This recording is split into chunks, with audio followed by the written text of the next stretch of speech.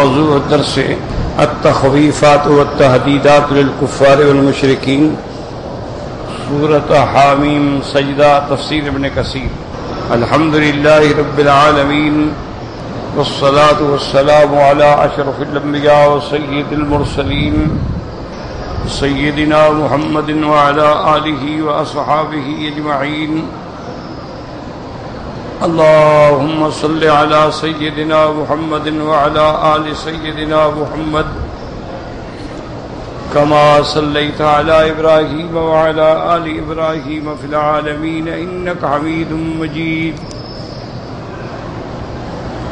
أعوذ بالله من الشيطان الرجيم، بسم الله الرحمن الرحيم۔ فإن أعرضوا فقل أنذرتكم صاعقة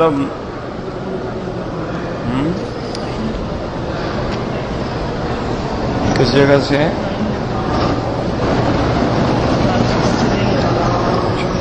بسم الله الرحمن الرحيم۔ قل أئنكم لتكفرون بالذي خلق الأرض في يومين وتجعلون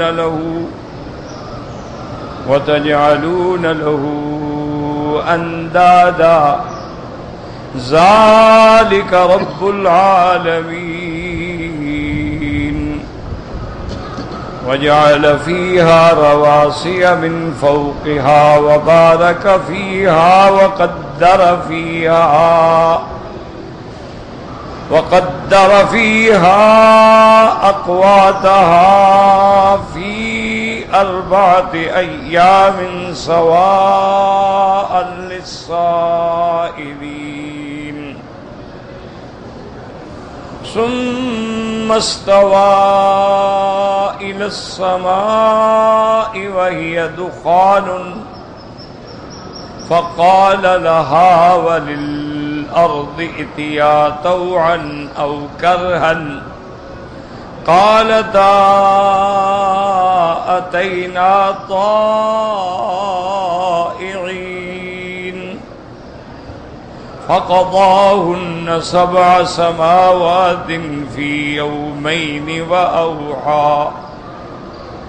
وأوحى في كل سماء أمرها، وزينا السماء الدنيا بمصابيح وحفظا، ذلك تقدير العزيز العليم۔ قال المؤلف والمفسر رحمه الله تعالى: هذا إنكار من الله تعالى على المشركين الذين عبدوا معه غيره، وهو الخالق لكل شيء، القاهر لكل شيء، المقتدر على كل شيء۔ اللہ تبارک و تعالیٰ نے ان آیات میں انکار فرمایا مشرکین پر جو اللہ تبارک و تعالیٰ کے ساتھ غیروں کی عبادت کرتے ہیں، الہہ باطلہ کو شریک بناتے ہیں، حالانکہ وہی ذات ہے جو ہر چیز کی پیدا کرنے والا وہ ہے، ہر چیز پہ اس کا غلبہ ہے، ہر چیز پہ اس کی قدرت ہے۔ جب ہر چیز کا خالق، مقتدر، قادر وہ ہے تو کوئی غیر کیسے عبادت کے قابل ہو سکتا ہے؟ اس لیے اللہ تبارک و تعالیٰ انکار استفہام انکار، قل ائنکم، کیا ہو گیا تم، الا تکفرون بالذی، اس ذات سے کفر کرتے ہو، انکار کرتے ہو جس نے زمین کو 2 دنوں میں پیدا کیا، اور پھر تم اس کے لیے شریک بناتے ہو، اس کے لیے دیگر لوگوں کو شرکا بناتے ہو۔ اے نذراء وامثالا تعبدونها معه، تم اللہ تبارک و تعالیٰ کی جیسے عبادت کی جاتی ہے اسی طرح تم نے آلہہ بنا رکھے ہیں، ان کی بھی اسی طرح عبادت کرتے ہو، نظریں چڑھاتے ہو، سجدے کرتے ہو، منتیں مانتے ہو۔ وہ جو ہر چیز کا خالق ہے، اصل رب العالمین تو وہ ہے الخالق للاشیاء، هو رب العالمین کلہم، تمام مخلوقات کے پالنے والا، تمام مخلوقات کے پیدا کرنے والا اس کی ذات ہے۔ وهذا المكان فيه تفصيل لقوله تبارک و تعالی. اب مفسر رحمۃ اللہ علیہ فرماتے ہیں کہ اس مقام پہ تفصیل ہے. خلق السماوات والارض فی 6 ایام. اللہ تبارک و تعالی نے آسمانوں اور زمینوں کو 6 دنوں میں پیدا کیا. یاد رکھیں قرآن پاک میں یہ سنت اللہ ہے. ایک جگہ اگر اجمال ہوگا تو دوسری جگہ اس کی تفصیل ہوگی. ایک جگہ مجمل بیان ہو جائے کہ 6 دنوں میں، تفصیل دوسری آیات میں آ جائے. ففسرها هنا ما يختص بالارض مما اختص بالسماء وذكر انه. اب اللہ تبارک و تعالی نے یہاں خاص طور پہ پہلے زمین کا ذکر کیا. وذكر انه خلق الارض اولا، سب سے پہلے اللہ نے زمین کو پیدا فرمایا. لانها كالاساس، چونکہ اصل بنیاد جو ہے وہ زمین ہوتی ہے. بنیاد ہوگی تو اس پہ ہر چیز کھڑی ہوگی. والاصل ان يبدا بالاساس ثم بعده بالسقف. پہلے چونکہ اساس بنایا جاتا ہے، پہلے زمین اور دیواریں بنتی ہیں پھر چھت بنتی ہیں. کما قال عز وجل هو الذي خلق لكم ما في الارض جميعا. وہ ذات جس نے جو کچھ بھی زمین کے اندر ہے وہ سب کچھ تمہارے لیے پیدا کیا. تو زمین کا ذکر پہلے ہے. ثم استوى الى السماء فسواهن 7 سماوات. اس کے بعد پھر اللہ نے آسمانوں کا قصد کیا اور اس کو 7 آسمان بنائے. وَأَمَّا قَوْلُهُ تبارک و تعالی، لیکن دوسری آیت میں آتا ہے أَأَنْتُمْ أَشَدُّ خَلْقًا مِنَ السَّمَاءِ، کہ ظالمو کیا تمہارا پیدا کرنا بڑا ہے یا آسمانوں کا؟ بناہا، جس نے آسمانوں کو بنایا. رفع سمکہا فسواہا واغطش لیلہا وأخرج ضحاہا، اور جس نے آسمانوں کو بلند کیا، برابر کیا. پھر اللہ پاک نے رات اور دن کا نظام پیدا کیا. والارض بعد ذلك دحاہا، اور زمین کو اس کے بعد بچھایا گیا. اخرج منها ماءها ومرعاها، پھر زمین سے اللہ نے پانی نکالا اور تمہارے لیے چارہ نکالا. والجبال ارساها، اور پہاڑوں کو بوجھ بنایا. متاعا لکم ولانعامکم، زمینوں سے جو چیزیں پیدا کی تمہارے نفع کے لیے اور تمہارے جانوروں کے چارے اور نفع کے لیے. وفی هذه الآیۃ ندھو والارض کان بعد خلق السماء. اب مفسر رحمۃ اللہ علیہ فرماتے ہیں کہ باقی آیات سے معلوم ہوتا ہے کہ زمین پہلے اور آسمان بعد میں ہے، لیکن اس آیت سے معلوم ہوتا ہے کہ زمین کو بعد میں بچھایا گیا ہے. الندھو والارض کان بعد خلق السماء والدھو فصل بقولی اخرج منها ماءها ومرعاها وكان هذا بعد خلق السماء. اب مفسر فرماتے ہیں کہ دھو کا معنی ہے بچھانا، دھو کا معنی ہے اس زمین سے پانی کا نکالنا. ایک ہے زمین کا پیدا کرنا، پیدا تو پہلے کیا اللہ نے، پھر آسمان بنائے، لیکن زمین کے منافع بعد میں نکالے گئے. تو ساری آیات جو ہیں وہ اپنی اپنی جگہ پہ ٹھیک ہے. اس لیے فرماتے ہیں وَكَانَ هَذَا بَعْدَ خَلْقِ السَّمَاءِ وَأَمَّا خَلْقُ الْأَرْضِ فَقَبْلَ خَلْقِ السَّمَاءِ بِالنَّسْ. اور زمین کا پیدا کرنا جو ہے وہ آسمانوں سے پہلے ہے اس کا. وَبِهَذَا أَجَابَ ابن عباس رضی اللہ تعالیٰ عنہ فيما ذكر البخاري عند تفسير هذه الآية من صحيح فإنه قال وقال المنهال عن سعيد بن جبير قال رجل لابن عباس رضی اللہ عنہما إني لا أجد في القرآن أشياء تختلف علی.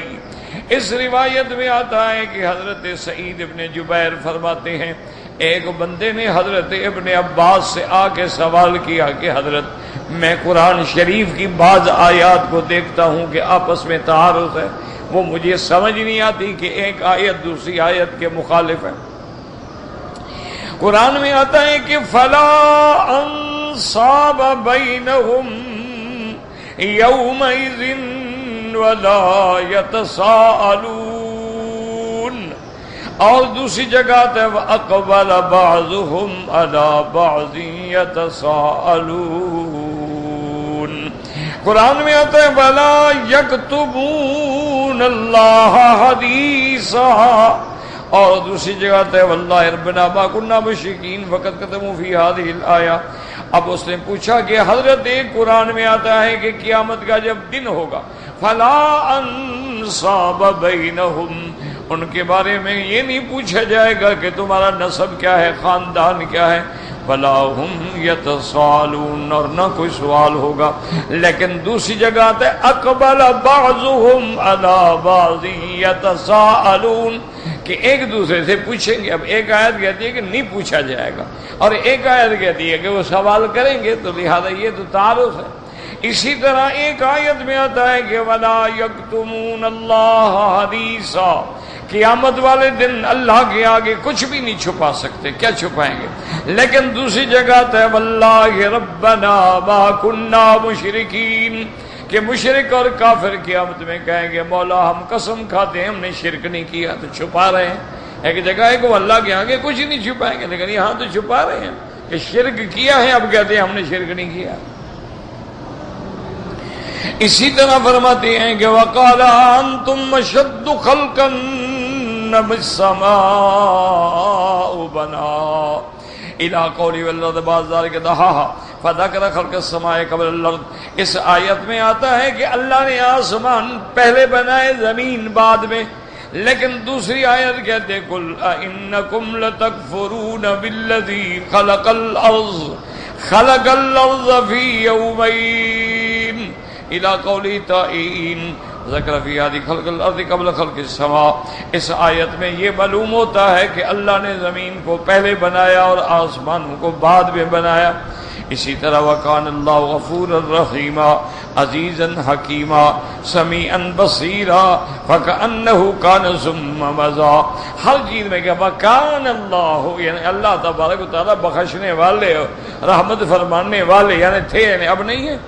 اللہ تبارک و تعالی غالب اور حکمت والے، اللہ سننے والے اور دیکھنے والے۔ فَكَأَنَّهُ كَانَ ثُمَّ مَضَى۔ فقال ابن عباس رضی اللہ تعالی عنہما فَلَا أَنْصَابَ بَيْنَهُمْ يَوْمَئِذٍ وَلَا يَتَسَاءَلُونَ۔ حضرت ابن عباس نے فرمایا کہ اللہ کے بندے تو نے سمجھا نہیں ہے، قیامت کا دن تو بہت بڑا دن ہوگا، 1000 سال کے برابر ہوگا۔ وَإِنَّ يَوْمًا عِندَ رَبِّهِمْ كَأَلْفِ سَنَةٍ مِّمَّا تَعُدُّونَ۔ 1000 سال کے برابر ہوگا، اس میں حالات ہوں گے۔ ایک مقام ایسا ہوگا جہاں کوئی سوال نہیں ہوگا، اور ایک مقام ایسا ہوگا جہاں سوال ہوگا۔ تو حالات ہوں گے، اختلاف احوال ہے کہ ایک وقت ایسا ہوگا، ایسی پریشانی ہو کوئی کسی کو پوچھے گا ہی نہیں۔ اسی لیے آپ نے فرمایا کہ بات کو سمجھو قرآن کو۔ سم فی النفخۃ الاولی، یعنی جب نفخہ اولا ہوگا تو ہر آدمی ففزع من فی السماوات ومن فی الارض، ہر آدمی پریشان ہو جائے گا، حتیٰ کہ یعنی عورت اپنے بچوں کو بھی نہیں پوچھے گی، اور ہر آدمی بھاگے گا، دوڑے گا، کوئی سوال نہیں ہوگا۔ وہ وقت ہے۔ ثم نفخ فی اخری فی الصور فصعق من فی السماوات ومن فی الارض الا من شاء اللہ فلا انصاب بینہم عند ذلک وسان بینہم بالنفخۃ۔ یعنی جب سور پھونکا جائے گا تو کوئی سوال کتاب نہیں ہوگا، اس کے بعد پھر دوبارہ سور پھونکا جائے گا جب اٹھائے جائیں گے۔ وَأَقْبَلَ بَعْضُهُمْ عَلَىٰ بَعْضٍ يَتَسَاءَلُونَ، پھر وہاں سوال کریں گے۔ وَاللَّهِ رَبَّنَا مَا كُنَّا مُشْرِكِينَ وَلَا يَكْتُمُونَ اللَّهَ حَدِيثًا وَاللَّهُ تَعَالَىٰ يَغْفِرُ لِأَهْلِ الْإِخْلَاصِ ذُنُوبَهُمْ وَيُذْهِبُ تعَالَىٰ ونقول لم نكن مشركين ويختم على أفواههم وتنطق أيديهم من ذلك يغفر الله تعالى لا يكتم حديثا۔ اب فرماتے ہیں حضرت ابن عباس کے، اللہ فرماتے ہیں کہ وہ اللہ کے آگے کوئی بات چھپا نہیں سکیں گے۔ کیا مانا؟ کہ جب وہ دیکھیں گے کہ اللہ نے موحدین کے گناہ معاف کر دیے ہیں، جنت میں جا، کہیں گے یار آؤ ہم بھی قسم کھاتے ہیں ہم نے بھی شرک نہیں کیا، ہم بھی بخشے جائیں گے۔ تو وہ آگے کہیں گے کہ یا اللہ ہم نے تو کوئی شرک نہیں کیا۔ اللہ حکم دیں گے کہ زبانوں پہ مہر لگا دو۔ تو اب تو اگر چھپا سکتے پھر چھپا لیتے ہیں، جب زبانوں پہ مہر لگ گئی تو ہر چیز سامنے آ گئی، ہر اعضاء نے گواہی دے دی، تو یہ چھپانا تو نہیں، یعنی وہ کوشش تو کریں گے نا لیکن چھپا نہیں سکیں گے۔ تو اس کا معنی یہ نہیں ہے کہ قرآن کی آیات میں نعوذ باللہ کوئی تعارض ہے۔ اس لیے فرماتے ہیں مفسر رحمۃ اللہ علیہ وَإِنْدَهُ يَوَدُّ الَّذِينَ کافر بھی امید کریں گے ہائے ہم مسلمان ہوتے. وخلق الارض في يومين ثم خلق السماء ثم استوى الى السماء سواهن في يومين آخرين ثم دعا الارض ودحيها ان اخذ منها الماء والمرعى وخلق الجبال والرمال والجماد والاكام بينهما في يومين آخرين. اب مفسر رحمۃ اللہ علیہ فرماتے ہیں حضرت ابن عباس نے فرمایا خلق الارض في يومين، 2 دنوں میں اللہ نے زمین کو بنایا. ثم خلق السماء، پھر اللہ نے آسمان پیدا فرمایا. ثم استوى الى السماء، پھر آسمانوں پہ توجہ کی، ان کو 2 دنوں کے اندر 7 آسمان بنائے. ثم دحا الارض، پھر زمین کو بچھایا.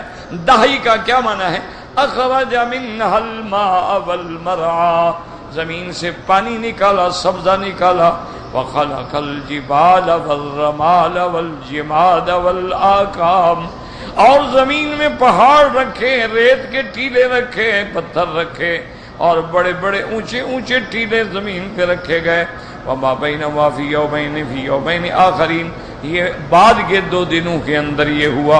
وذالک قول تعالی وقول خلق الارض فی یومین وخلق الارض وما فی من شیء فی 4 ایام والسماوات فی یومین. تو اللہ نے زمین اور اس کے منافع 4 دن، آسمان 2 دن، تو کل 6 دن. وَكَانَ اللَّهُ غَفُورًا رَحِيمًا. ثم نفسه بذلك وذلك قوله أي لم يزل كذلك فإن الله تعالى من الشيء لا صاب به الذي أراد فلا يختلفن عليك القرآن فإن كل من عند الله عز وجل. باقی آپ نے فرمایا کہ اللہ فرماتے ہیں وَكَانَ اللَّهُ، اس کا معنی یہ نہیں کہ پہلے تو بخشش والے تھے اب نہیں ہیں، نہ، اس کا معنی وہ ہمیشہ سے مہربان ہیں، وہ ہمیشہ سے بخشش کرنے والے ہیں، اور اس کی صفتیں جو ہیں وہ دائمی ہیں. لم یزل ولا یزال، وہ زائل نہیں ہوتی. آپ نے فرمایا قرآن کو سمجھا کرو، بلا وجہ قرآن پاک کے اختلاف اور تعارض کا شکار نہ ہو جائے گا. قال البخاری رحمہ اللہ تعالی حدثنی یونس بن علی قال حدثنا عبید اللہ بن عمرو عن زید بن ابی انیسۃ عن المنہال وابن الہدی وقال خلق الارض فی یومین، یعنی یوم الاحد و یوم الاثنین. اب دیکھیں ایک بات کو یاد رکھیں کہ اب جو آدمی حضرت ابن عباس سے پوچھنے آیا ہے وہ بھی تو عرب ہے، تو صرف زبان سمجھنے سے قرآن نہیں آتا. ایک بات یاد، قرآن میں آتا ہے نا وَلَقَدْ يَسَّرْنَا الْقُرْآنَ، ہم نے قرآن کو آسان بنایا، لیکن ذکر نصیحت پکڑنے کے لیے آسان ہے. یہ معنی نہیں کہ اس کے مسائل اور استنباطات اور اس کے احکام اور اس سے احکام کا اخراج، یہ تو پھر اس کے لیے تو اہل علم کی ضرورت ہے، ہر آدمی تو نہیں سمجھتا.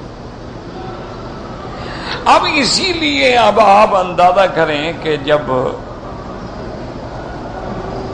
اللہ کی رحمت سے یوم عرفات میں آیت اکمال اتمام نازل ہوئی، الیوم اکملت لکم دینکم واتممت علیکم نعمتی ورضیت لکم الاسلام دینا، تو سارے صحابہ خوش ہو رہے ہیں کہ دین مکمل ہو گیا، نعمتیں پوری ہو گئیں، اللہ نے ہمارے لیے دین اسلام کو چن لیا ہے، سب خوش ہو گئے. لیکن ابن عباس اور ابی بن کعب اور ابو بکر ہو رہے. تو صحابہ نے پوچھا حضرت یہ تو خوشی کا موقع ہے کہ اللہ نے دین مکمل کر دیا اور نعمتیں اللہ نے تمام کر دی ہیں. آپ نے فرمایا اللہ کے بندے سمجھو اس میں اشارہ ہے کہ حضور کے فراق کا وقت آ گیا. انہوں نے کہا حضرت اس میں تو کسی جگہ نہیں لکھا ہوا کہ حضور کا فراق ہے، حضور کی وفات. کہتے ہیں کہ دین مکمل ہوگا. کہ اللہ کے بندے حضور دین کے لیے آئے، جب کام مکمل ہو گیا تو کام والا تو جائے گا نا. پھر آپ ایک عمارت بناتے ہیں، اس میں مستری لگاتے ہیں، مہندس لگاتے ہیں، عامل لگاتے ہیں، لیبر لگاتے ہیں، کام مکمل ہو گیا. کہ دیکھا نہیں ہر ملک میں جب مشروع تھے سڑکیں، بلڈنگیں اور کیا کیا بن رہا تھا، لاکھوں لیبر پڑی ہوئی تھی، جب کام ختم ہو گیا پھر اب پورے عالم میں دیکھ لیں کہ اقتصادیات پر تباہی آ گئی، بربادی آ گئی ہے پوری دنیا میں. وہ تو مسلمانوں کو مارنا چاہتے تھے، اللہ نے سب پہ قہر اتار دیا۔ اب یہ عالم ہے کہ بڑے بڑے بینک یعنی جن کا ارب ڈالر سے کاروبار تھا دیوالیہ ہو کے ختم ہو گیا۔ اچھا، اور جن کا ان کے ساتھ کاروبار تھا وہ گھر بیٹھے ہوئے برباد ہو گئے۔ انہوں نے تو کچھ نہیں کیا، انہوں نے پیسہ رکھا ہوا تھا، محفوظ ہوگا، بڑا بینک ہے جی، اب بینک ختم ہو گیا تو یہ بھی گھر بیٹھے مر گئے۔ آپ نے دیکھا ہے کہ ساری دنیا خلیج میں آ رہی ہے جی، بلڈنگیں بن رہی ہیں جی، ٹاور بن رہے ہیں جی، ہوٹل بن رہے ہیں جی، جب سمندر کے نیچے ہوٹل بن رہے ہیں، 2-2 میل اونچی بلڈنگیں کھڑی کی جا رہی ہیں، دولت ہے اور لوگ ہیں اور بھاگے آ رہے ہیں، ایسے جیسے وہاں کوئی کیک رکھا ہوا ہے، سب اپنا کھانے کے لیے آ گئے۔ آپ پوچھیں جناب کہاں ہو؟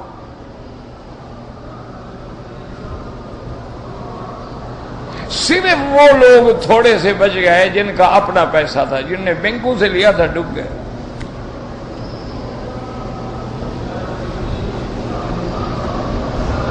یہ عالمی بحران، بڑی بڑی کمپنیاں، روز اخبار میں پڑھیں، اس نے 1100 آدمی نکال دیے، اس نے 6000 نکال دی، اس نے 4000 نکال دی، اس نے 5000 نکال دی۔ بے روزگاری بڑھ رہی ہے۔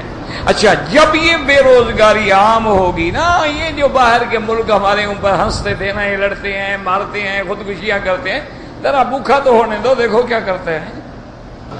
ہمارے ہاں جب روٹی نہیں ہوگی تو بندہ کیا کرے گا؟ جرم ہی کرے گا، اور کیا نہیں کرے گا؟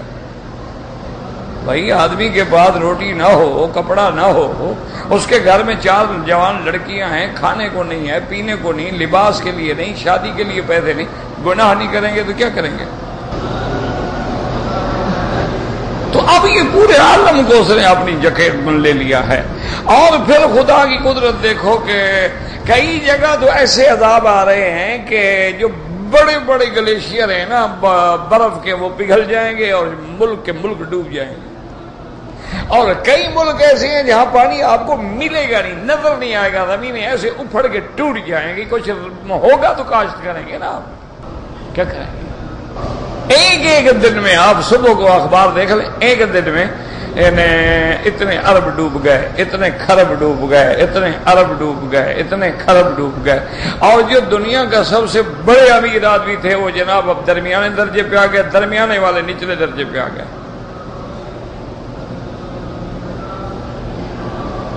دیکھ لیں آگے کیا ہوتا۔ تو اس لیے ہمیشہ یاد رکھیں کہ اللہ کا جو نظام ہے نا، اس کو کبھی نہ چھیڑو۔ اللہ نے جس چیز کو حرام کہا ہے وہ حرام، جس کو حلال کہا ہے وہ حلال ہے، اللہ کے نظام میں۔ اللہ نے یہ زمینیں تیرے لیے بنائی ہیں، یا نعمتیں تیرے لیے بنائی، جب تم ناقدر ہو گئے۔ اس کی بزرگ مثال دیتے ہیں کہ کوئی بندہ،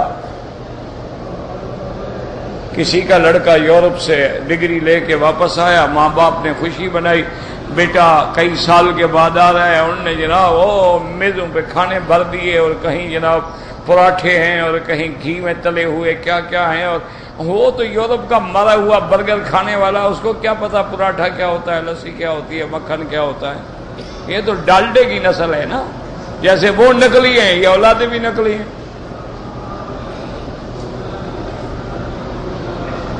وہ جب آیا تو اس نے کہا what is this؟ یہ کیا ہے؟ انہوں نے کہا اللہ کے بندے، ہم نے تیرے لیے خالص گھی، توبہ توبہ توبہ توبہ، اس سے تو کولیسٹرول بڑھ جائے گا، اس سے میرا وزن بڑھ جائے گا، اس سے مجھے بلڈ پریشر ہو جائے گا، اس سے میرا یہ ہو جائے گا، اس سے میرا یہ ہو جائے گا۔ وہ یہ تو میں نہیں کھاتا، مجھے تو آپ جو ہے ٹوسٹ منگوا کے دے دیں، بس سوکھے سے، بس یہ کریں، اس کو آگ پہ گرم کریں اور لے آئیں، بس وہ اس سے میں کھا لوں گا۔ خدا کے بندے تمہارے لیے بنایا، چلو ایک ایک نوالا چکھ لو، باقی پھر برادری کے لوگ بیٹھے ہیں وہ کھا لیں گے۔ انہوں نے کہا نہیں، یہ تمہیں ہاتھ ہی نہیں لگا، یہ کو کھانے کی چیز ہے۔ تو والد نے غصے میں آ کر جو میز کو الٹا نہ، تو سارا کھانا جو تھا دالان میں بکھر گیا۔ اس نے کہا تم نہیں کھاتے تو پھر ہم بھی نہیں کھاتے، ہم نے تمہارے لیے بنایا ہے۔ سارے گھر والے بیچارے صبح سے ناچ رہے ہیں، اب آگ پہ کھڑے ہوئے ہیں، اور تم نہیں کھاتے پھر ہم نہیں کھاتے، خلاص۔ اچھا، اب جب وہ سارا کھانا الٹ کے لان میں جا پڑا، اب کتے کھانے لگ گئے۔ تو گھر والوں نے کتے کے لیے پکایا تھا؟ اللہ نے یہ نعمتیں تمہارے لیے بنائی تھیں، جب تم ناقدر ہو گئے تو کافر کھا رہے ہیں۔ اللہ نے تو یہ ساری هو الذی خلق لکم ما فی الارض جمیعا، جو کچھ زمین میں ہے تیرے لیے۔ ایمان سے کہیں اگر انسان نہ ہو سونا کون پہنے گا؟ انسان نہ ہو تو جناب ہیرے کی انگوٹھیاں کون سجائے گا؟ انسان نہ ہو تو سمندر میں نکلے ہوئے موتی گلے میں کون ڈالے گا؟ انسان نہ ہو تو کیڑے سے نکلے ہوئے ریشم کے کپڑے بنا کے کون پہنے گا؟ انسان نہ ہو تو یہ گندم ہے، یہ گنا ہے، یہ چاول ہے، یہ پھل ہے، یہ آم ہے، کون کھائے گا؟ یہ سب تیرے لیے تو ہے۔ اور اللہ نے فرمایا تجھے صرف میں نے اپنے لیے بنایا ہے، سب تیرے لیے، صرف تو میرے لیے۔ لیکن جب تو نافرمان نکلا تو اللہ نے فرمایا ٹھیک ہے کھانے دو، پر کتے کھائیں، کافر کھائے، بلے کھائیں، کوئی کھائیں۔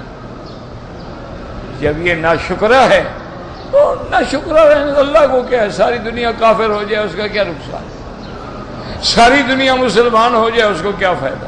وہ تو مالک ہے، وہ تو صمد ہے، وہ تو احد ہے۔ اس لیے حضرت نے فرمایا یاد رکھو کہ اللہ تبارک و تعالی کا ایک نظام ہے۔ اب خلق الارض فی یومین، اللہ نے 2 دن میں زمین کو بنایا۔ وہ 2 دن کون سے تھے؟ یعنی احد اور اثنین۔ یاد رکھو اس وقت تو کوئی دن چنی نہیں تھے نا، یہ ہمارے سمجھانے کے لیے ہے۔ جب زمین ہی نہیں تھی، آسمان ہی نہیں تھا، سورج ہی نہیں تھا، چاند نہیں تھا، تو احد اثنین کیسے تھا؟ تو معنی یہ ہے کہ جیسے اب تمہارے سامنے دن ہے تو گویا پہلا دن ہفتے کا شروع ہو گیا احد سے، اور اس کے بعد جو ہے اثنین، پھر ثلاثہ، پھر اربعہ، پھر خمیس، پھر جمعہ۔ جمعہ پہ آگے ساری مخلوق کی پیدائش کا سلسلہ جو تھا وہ ختم۔ خلق الارض فی یومین، یوم الاحد، یوم الاثنین، وجعل فیہا رواسی من فوقہا وبارک فیہا۔ اللہ نے زمین کے اوپر پھر بوجھ رکھے، پہاڑ رکھے۔ اسی لیے میں تو خیر ایک طالب العلم ہوں، نہ میرا اتنا علم ہے، نہ میرا اتنا مطالعہ ہے، اور نہ مجھے بیالوجی کا کوئی پتہ ہے، لیکن جو بات ایک سمجھ آتی ہے، دیکھو نا جی، اللہ نے رکھا زمینوں پہ بوجھ۔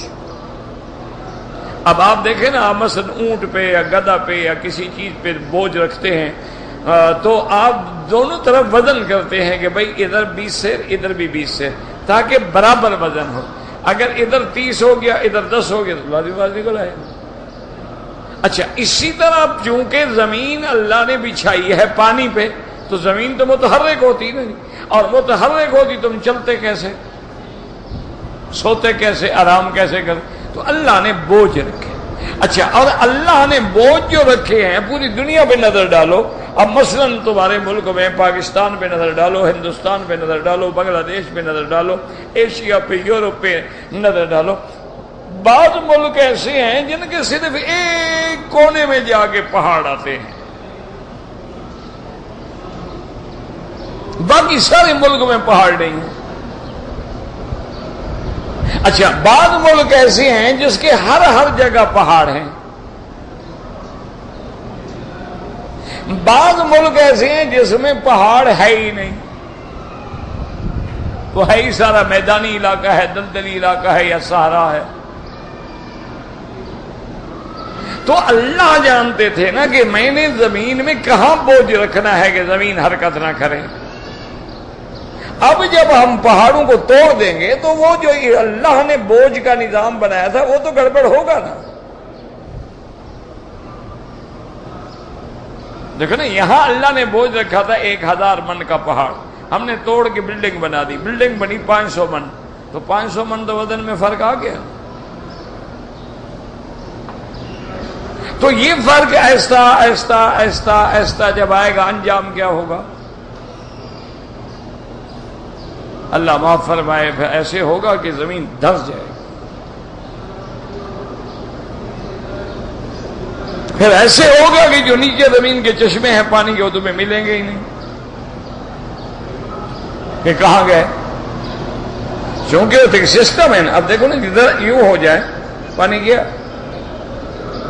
اب یہی وجہ ہے نا کہ بعض ہمارے علاقوں کے اندر پیٹرول ہے لیکن ہم نہیں نکالتے. کیوں؟ ادھر والا ملک طاقتور ہے اور پیٹرول کی جو لہر ہے وہ یوں ہے. اگر ہم یہاں نکالنا شروع کر دیں تو وہ بھی سارا ادھر آ جائے گا نا. وہ نکالنے ہی نہیں دیتے.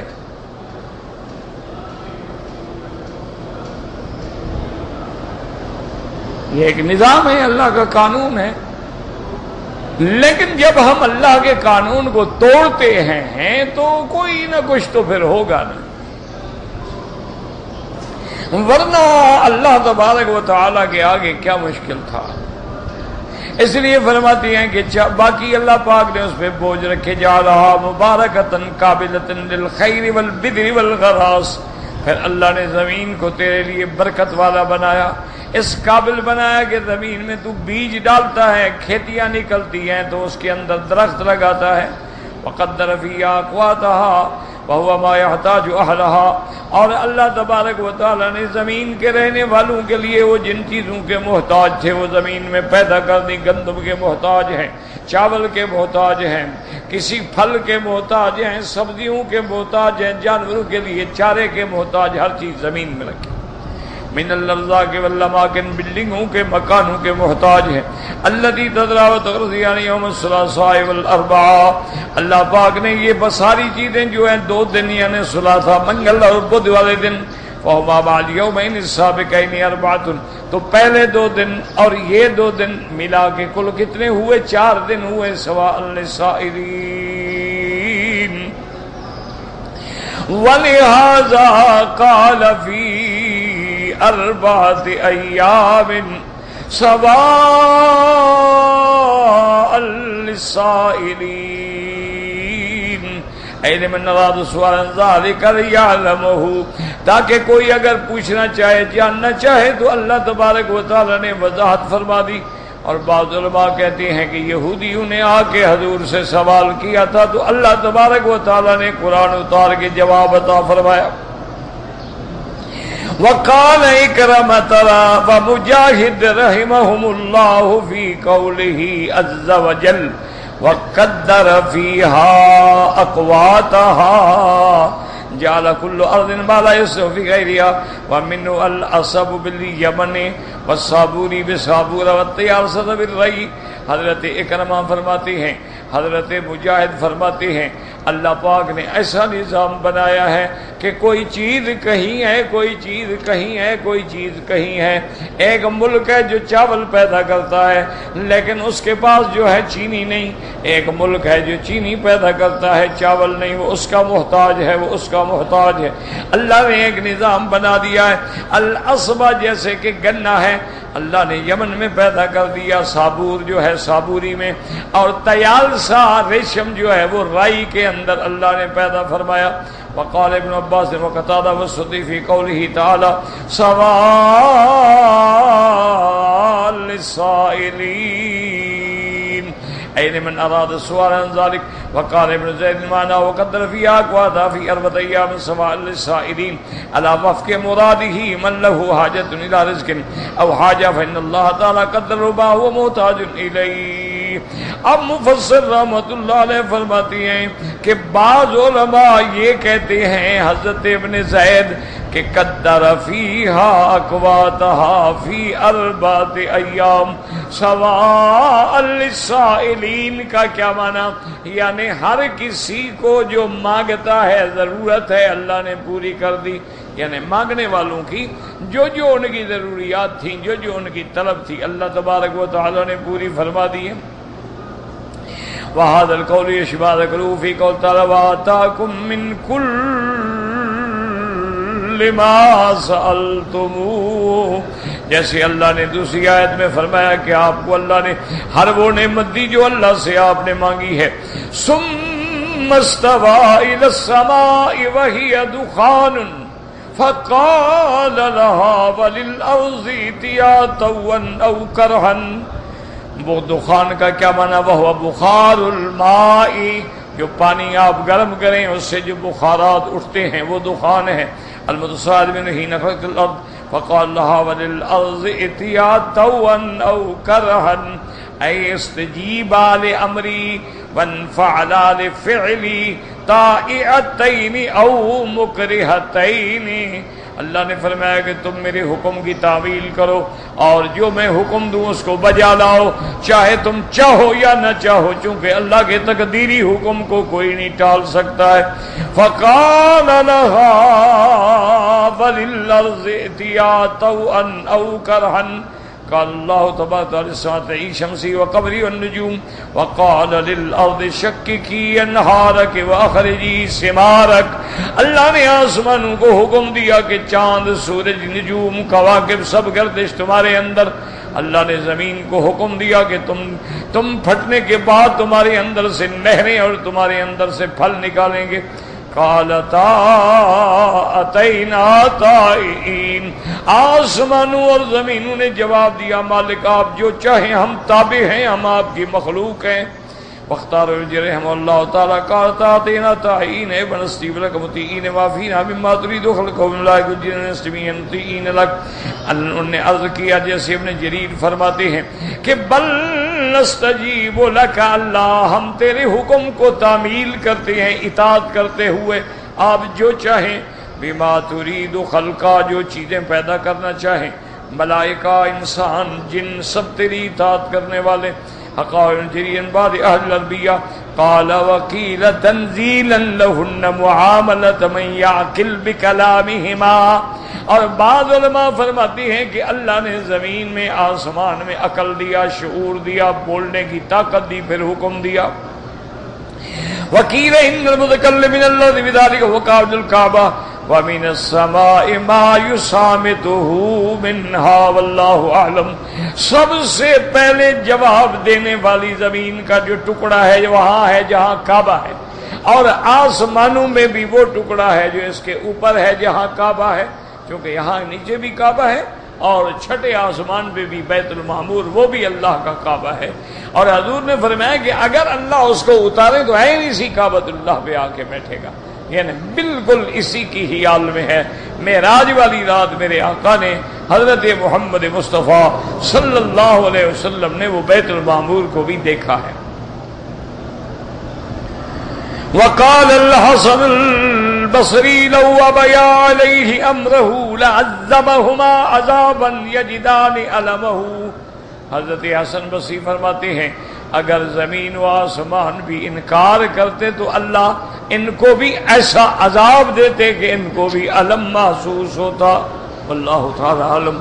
اللہ تبارک و تعالی ہمیں بھی اپنی اطاعت کی، فرما برداری کی توفیق دے.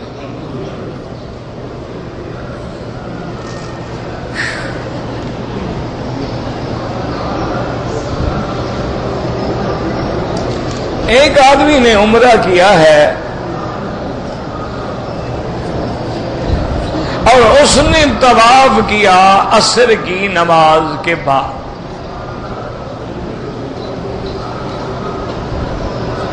اب چونکہ بعض ائمہ کے نزدیک مکروہ اوقات ہیں تو وہ بیچارہ کیا کرے، اب سب بیٹھا رہے، صفا مروہ دوڑے نہ دوڑے.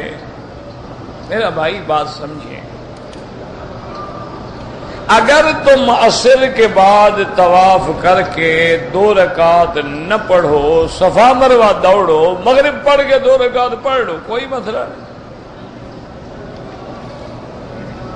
اور یہی ذرا راجح قول جو ہے نا جی، دلائل جو مضبوط ہیں وہ اسی طرف ہیں کہ عصر کے بعد نماز نہیں جب تک کہ سورج نہ ڈوبے. یہ بڑی صحیح حدیث ہے سیاست کی کہ لا صلاۃ بعد العصر حتی تغرب الشمس.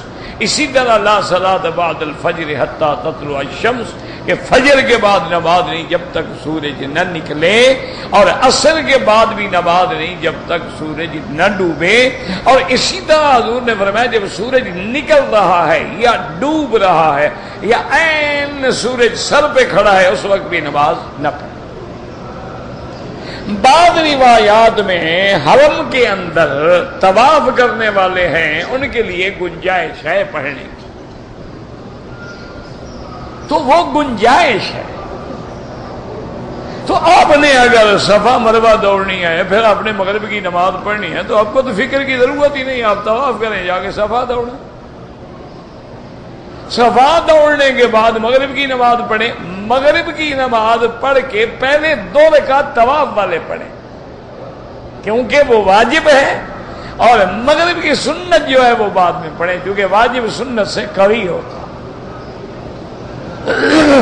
اور اگر کسی نے عصر کے طواف کے بعد 2 رکعت پڑھ لی ہے تو یہ بھی کوئی خدا نہ خواستہ کفر اسلام کی جنگ تو نہیں ہے کہ آدمی ایک دوسرے کے خلاف لٹھ لے کے دوڑ پڑے۔ پڑھ لی چلا گیا، کوئی بات۔ یہ تو اللہ کی، اصل میں یاد رکھو یہ سارے جو اختلاف ہے نا یہ اللہ کی رحمت ہے، اللہ کی حکمت ہے۔ اب دیکھو نا جی، مثلا ایک امام کہتے ہیں کہ بھئی 10 تاریخ کو کنکریاں صبح صادق سے لے کر ظہر تک وقت ہے، ایک امام فرماتی ہاں افضل تو یہی ہے لیکن سارا دن بھی جائز ہے۔ تو اب اختلاف تو ہو گیا لیکن فائدہ ہو گیا نا، جن کو سارا دن کی اجازت مل رہی عصر کے بعد مار لیں گے، جو صبح والے ہیں پہلے تو لوگ تقسیم ہو گئے نا، لوگ بچ گئے۔ اگر سب کو ایک ہی وقت بتا دیا جاتا لوگ تو مر جاتے۔ تو ہر چیز میں حکمت ہے، ہر چیز میں اللہ کی ہے۔ اب دیکھیں نا جی، مثلا ایام حج ہوتے ہیں، قافلے جا رہے ہیں مینا کے لیے، اب قافلہ جا رہے ہیں، وہ جناب بیٹھا ہوا ہے کہ نہیں جی میں نے عصر کے بعد طواف میں تو مغرب کی نفل پڑھ کے نکلوں گا۔ قافلے والے تو رول گئے، بس لگی ہوئی ہے لائن میں، وہ اگر ایک دفعہ نکل گئی پھر کون تمہیں دے گا وہ بس؟ تو پڑھ لو اور چلے جاؤ، کوئی بات نہیں۔ اور اگر تم اللہ کے حرم میں موجود ہو، تم آئے ہو، مثلا ابھی آئے ہو، عصر کے بعد آئے ہو، تم نے طواف کر لیا، تمہیں پتہ ہے انشاءاللہ میں مغرب بھی حرم میں پڑھوں گا، تو آرام سے بیٹھ جاؤ، مغرب کے بعد پڑھ لو، تاکہ کسی حدیث کی مخالفت بھی نہ ہو۔ یہ تو رحمت ہی رحمت ہے، ہم لوگوں نے اپنے کم علم کی وجہ سے لوگوں کو لڑا دیا۔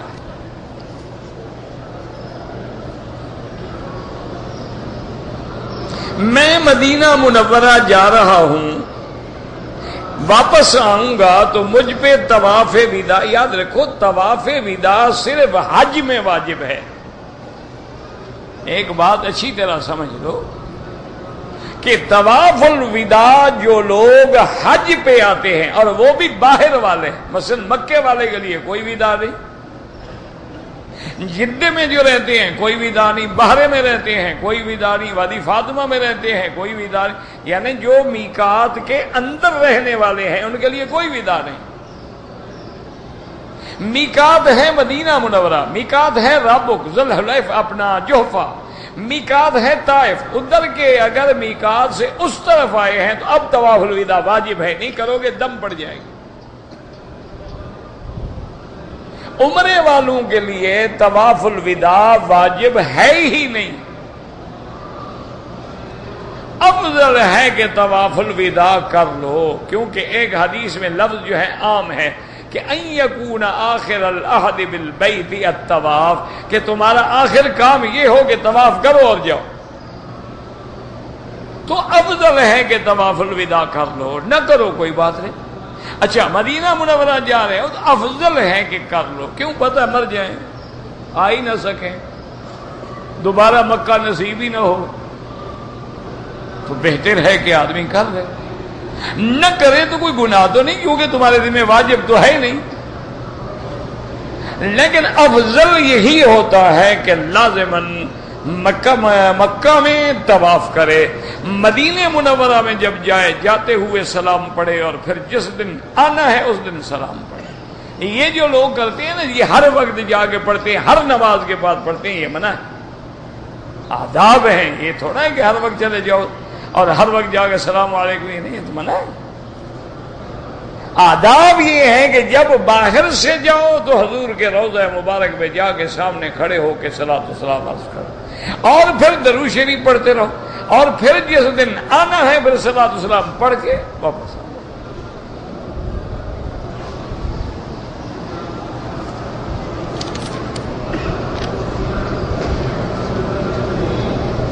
کہتے جی کہ نماز جنازہ میں پہلی تکبیر کے بعد سورت فاتحہ، ہاں یہ امام احمد ابن حنبل رحمت اللہ علیہ اور علماء اہل حدیث کے نزدیک پہلی رکعت میں فاتحہ، دوسری میں درود، تیسری میں دعا.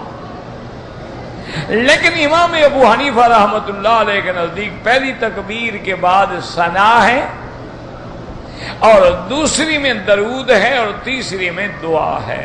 ان کے پاس بھی حدیث مبارک ہے جو موطا امام محمد میں ہے. اور دوسری بنیادی بات یہ ہے کہ امام ابو حنیفہ فرماتے ہیں کہ جنازہ جو ہے یہ نماز کی طرح تو ہے، لیکن یہ حقیقی نماز ہے نہیں، یہ تو ہے ہی دعا. کیونکہ حقیقی نماز وہ فرماتے ہیں کوئی ایسی نماز نہیں جو رکوع اور سجود کے بغیر.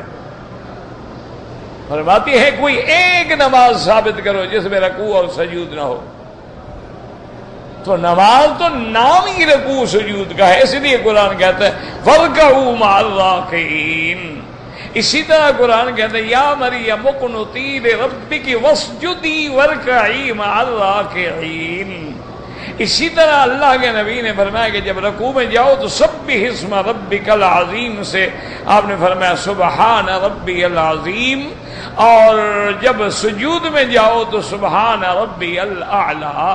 تو فرماتے ہیں کہ سجود اور رکوع کے بغیر تو کوئی نماز ہوتی نہیں. وہ کہتی ہیں تو دعا ہے، اس لیے وہ کہتے ہیں کہ پہلی تکبیر میں ثنا ہو، اور دوسری میں درود ہو، اور تیسری کے اندر دعا ہو. ویسے یاد رکھو کہ یہ کوئی مسئلہ نہیں ہے، یہ بھی کوئی مسئلہ نہیں. ایک آدمی فاتحہ پڑھ رہا ہے، پڑھنے دو، کوئی مسئلہ، کوئی اعتراض نہ کرو. وہ بھی بیچارہ ایک امام کے قول پہ عمل کر رہا ہے، اور امام ایک حدیث پہ عمل کر رہا ہے. اور جو نہیں پڑھ رہے ہیں وہ بھی اپنے ایک امام کے قول پہ عمل کر رہا ہے، اور امام ایک حدیث پہ عمل کر رہا ہے.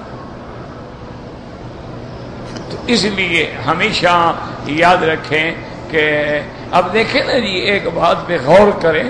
میں نے آپ کو عرض کیا تھا نا کہ اللہ تمام ائمہ کی قبروں پہ کروڑوں رحمتیں کرے. یاد رکھو ہم تمام ائمہ کے غلام ہیں.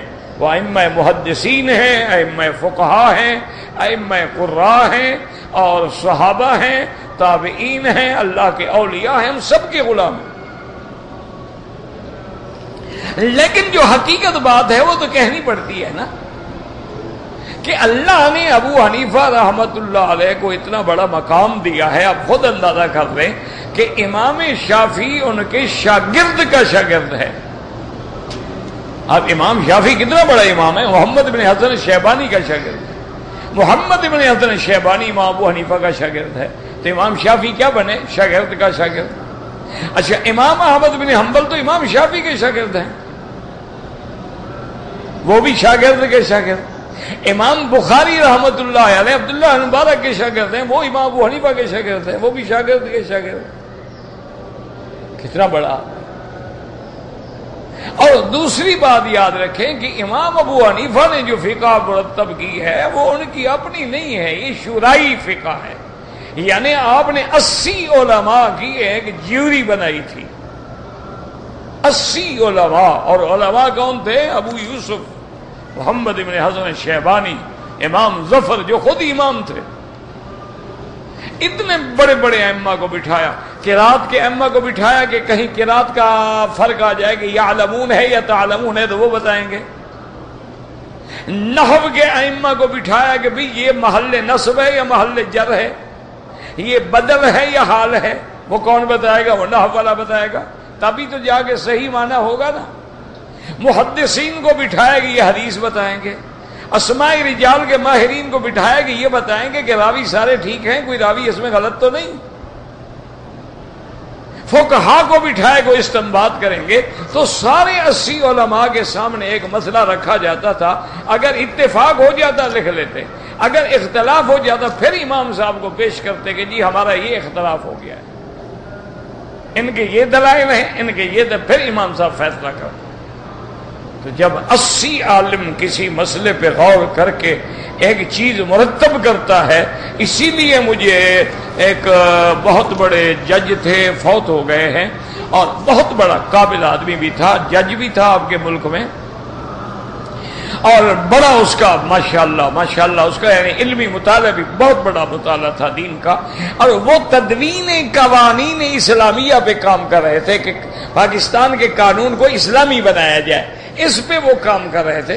تو ان نے مجھے خود بتایا حرم شریف میں بیٹھ کے، کہنے لگے بقی صاحب بات یہ ہے کہ جب کسی مسئلے میں ہم پھنس جاتے ہیں نا، اگر امام ابو حنیفہ کی کتابیں نہ ہوتی تو ہم تو مر گئے. جب وہ مسئلے میں کوئی راہ نہیں نکلتا نا، امام صاحب سے ہمیں راستہ مل جاتا. وہ تو تدوین کر رہے تھے نا، قانون بنا رہے تھے نا اسلامی. قانون تو آپ کے یہاں بنا ہوا ہے لیکن نافذ کرنے والے بھی تو ہوں نا. اور ایسا قانون مرتب ہوا ہے کہ پوری دنیا میں مثال بن جاتا. دعا کرو اللہ کامیاب کر. کوئی اللہ رجل رشید پیدا کر دے، اللہ کے آگے تو کوئی مشکل نہیں ہے نا، لیکن ہمارا حال تو پتلا ہے.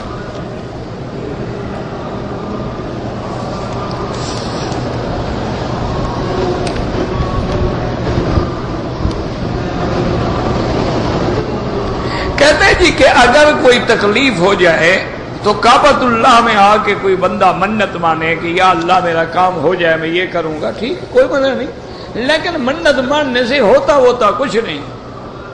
یہ بھی یاد رکھو، حضور نے فرمایا کہ منت ماننے کا ایک فائدہ ہوتا ہے کہ اس بدبخت کا مال کسی طرح نکل جاتا ہے، ورنہ خیرات نہ کرتا نا. اب منت مان کے پھنس گیا تو بخیل کا مال نکل جاتا ہے. ہوتا وہی ہے جو پہلے خدا لکھ چکا ہے، تو منت مانو یا نہ مانو وہی ہوگا. ویسے اللہ کے نام پر مانو تو جائز ہے، لیکن فائدہ کوئی نہیں. خام خواہ آپ نے پیسے شہتے نا، کسی پیسے غریبوں کو دے دو، ضروری منت دے دو. کسی مدرسے میں دے دو، غریبوں کو دے دو. لوگ کہتے ہیں کہ امام کے پیچھے فاتحہ نہ پڑھیں تو نماز نہیں ہوتی. جو کہتے ہیں ان کی نہیں ہوتی ہوگی، ہماری تو ہو جاتی ہے، کیونکہ ہم نے تو وہ حدیث پڑھی ہے کہ قراءۃ الامام لہ قراءۃ، امام کا پڑھنا جو ہے وہ مقتدی کا پڑھنا. ہم نے تو وہ حدیث پڑھی ہے مسلم میں جس میں اللہ کے نبی نے ہمیں حکم دیا ہے اذا قرأ فانصتوا، جب امام پڑھے تم چپ رہو.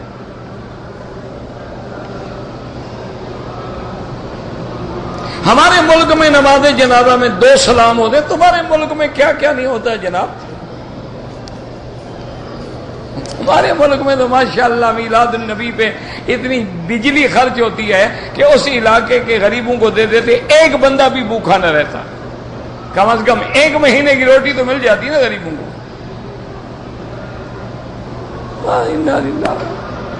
2 سلام بھی جناب جائز ہیں، 1 سلام بھی جائز ہے، کوئی مسئلہ نہیں. جتنے لفظ بڑھیں گے ثواب بڑھے گا، جائز دونوں ہیں.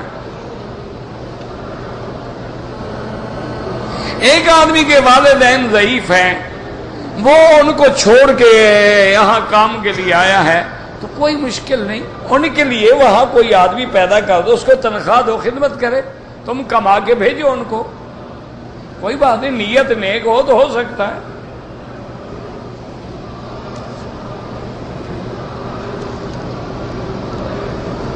بہرحال مغرب کی نماز کے بعد اگر 2 رکعت طواف کے ہیں تو پہلے 2 رکعت طواف پڑھو، پھر سنت پڑھو. اگر پہلے کوئی غلطی ہوگی تو کیا ہو گیا، کچھ نہیں ہوتا. یہ افضل اولا کی بات ہے. کسی نے پہلے سنت پڑھ لی، بعد میں واجب پڑھے، کچھ نہیں ہوتا، کچھ بھی نہیں ہوتا. یہ تو سارے اللہ کی رحمت کے مسئلے ہیں. پتہ نہیں لوگوں نے کیوں عذاب بنا دیے ہیں.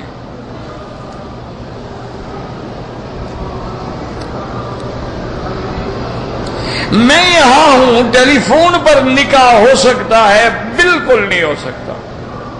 نکاح کے لیے ضروری ہے کہ دولہا دلہن اس مجلس میں موجود ہوں، ایک جگہ پر. ایک ادھر ہے، نکاح نہیں ہوتا.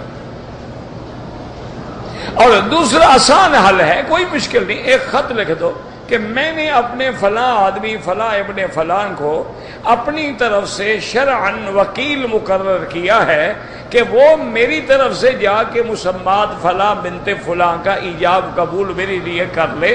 میں وکیل بنا رہا ہوں، 2 گواہ بناؤ، وکیل وکالت نامہ بھیج دو، جا کے تمہارا وہ نکاح کر دے. بس ٹیلی فون پر نکاح نہیں ہوتا. اور ویسے ٹیلی فون کے دھوکے میں بھی نہ آنا. نکاح ہو جائے وہاں جاؤ 80 سال کی بڑھیا بیٹھی ہو کیا کرو گے؟ دیکھا تو ہے نہیں تم نے. اچھا آواز بھی بدل سکتی ہے. آج کل تو مرد جو ہے عورتوں کی آواز میں بولتے ہیں, عورتیں مردوں کی آواز میں بولتی ہیں, کیا کرو گے؟ وہ کسی پر ہے. اچھا وکیل بھی کسی اچھی آدمی کو بنانا ہے, یہ نہ وہ اپنا نکاح کر کے آ جائے تم بیٹھے رہو. کوئی قابل اعتبار آدمی دیکھنا, یہ نہ سمجھنا کہ ماشاءاللہ داڑھی ہے نماز پڑھتا ہے. بڑے بڑے کھلنڈر پڑے ہوئے ہیں اندر. ہاں